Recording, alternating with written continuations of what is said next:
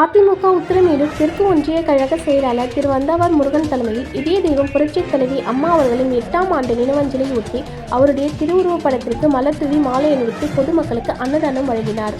சாலவாக்கம் பஜார் வீதியில் டிசம்பர் 5 இதய தெய்வம் புரட்சித் தலைவி அம்மா அவர்களின் 8ஆம் ஆண்டு நாளை ஒட்டி காஞ்சிபுரம் மாவட்ட கழக செயலாளர் முன்னாள் அமைச்சர் சோமசுந்தரம் அவர்களின் வழிகாட்டுதலின்படி உத்திரமேரூர் தெற்கு ஒன்றிய கழக செயலாளர் திரு வந்தாவார் முருகன் ஏற்பாட்டில் இரும்பு பெண்மணி என்று அழைக்கப்படும் முன்னாள் முதலமைச்சர் இதய தெய்வம் புரட்சித் தலைவி அம்மா அவர்களின் 8ஆம் ஆண்டு நினைவஞ்சலி ஒட்டி சாலவாக்கம் பஜார் வீதியில் அவருடைய திருவுருவப் படத்திற்கு மலர் தூவி மாலை அணிவித்து பொதுமக்களுக்கு அன்னதானம் வழங்கப்பட்டது.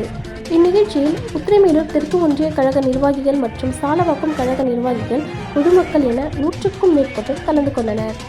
செய்தியை நமக்கு தொகுத்து வழங்கியவர் ஏஎன் டிவி செங்கல்பட்டு மாவட்ட செய்தியாளர் திரு கபீர்.